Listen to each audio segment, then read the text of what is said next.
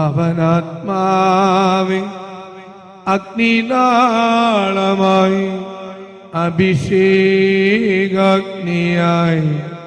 എഴുന്നള്ളുക. വരിക,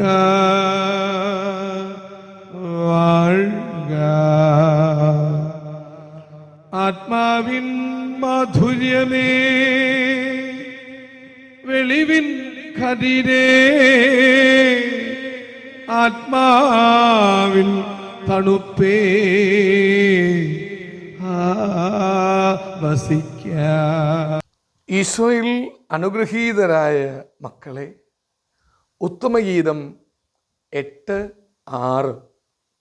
നിന്റെ ഹൃദയത്തിൽ മുദ്രയായും കരത്തിൽ അടയാളമായും എന്നെ പതിക്കുക. എന്തൊരു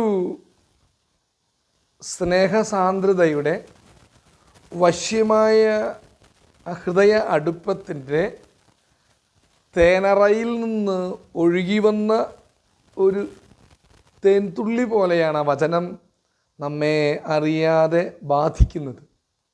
നിൻ്റെ ഹൃദയത്തിൽ ഒരു മുദ്രയായി, മായ്ക്കാൻ ശ്രമിച്ചാൽ എളുപ്പം പറ്റാത്തതാണ് ഒരു മുദ്ര.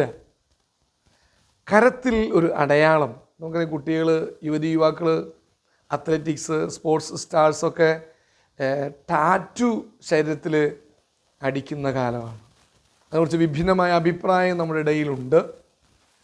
വളരെ വിജ്ഞാനമുള്ളവർ ശരീരത്തിൻ്റെ ശുദ്ധി, ശരീരം ദൈവത്തിൻ്റെ ആലയമാണ്, അതിങ്ങനെ പവിത്രമായി സൂക്ഷിക്കേണ്ടതിന് പകരം പലവിധ ചിത്രങ്ങൾ, ചില സിംബോളിക് ആയിട്ട് ചില രൂപസാദൃശ്യങ്ങളെല്ലാം മനുഷ്യ ശരീരത്തിൽ പതിപ്പിക്കുന്നതിനെക്കുറിച്ച് പല വിരുദ്ധമായ അഭിപ്രായങ്ങളുള്ളവരുണ്ട്. അതൊക്കെ അവിടെ നിൽക്കട്ടെ. ദൈവസ്വരം പോലെ നമ്മിലേക്ക് വരുന്ന ഒരു സുദൃഢമായ വാക്കുകൾ എന്താണ്?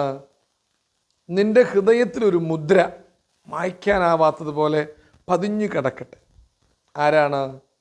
നീ എന്നെ പതിക്കുക. കഴിഞ്ഞില്ല, കരത്തിലെ ഒരു അടയാളമായി നീ എന്നെ പതിക്കുക. അതൊരു വശ്യതയുടെ, ആത്മബന്ധത്തിൻ്റെ, വേർപിരിഞ്ഞു പോകാത്ത സ്നേഹബന്ധത്തിൻ്റെ ഒരു അടയാളമായി ആർക്കും ഛേദിച്ചെടുക്കാനോ വിച്ഛേദിച്ചു കളയാനോ മായ്ച്ചു കളയാനോ ആകാത്ത ഒരു ഹൃദയ ബന്ധത്തിൻ്റെ ലാവണ്യ രൂപമാണ് ഈ വചനം നമ്മോട് ഉൾപ്പൊരുളായി നൽകുക. നമുക്ക് സൂക്ഷിക്കാം. സ്നേഹിക്കുന്നവരെല്ലാം വിശുദ്ധമായ മുദ്ര ഹൃദയത്തിലും പരിശുദ്ധമായ അടയാളം അവരുടെ കരങ്ങളിലും നൽകുന്ന ദ ഹോളി ലവ്, പരിശുദ്ധ പ്രേമം, സ്നേഹം നമ്മിൽ നിന്ന് ധാരാളം ഒഴുകട്ടെ എന്ന് ആശംസിക്കുന്നു.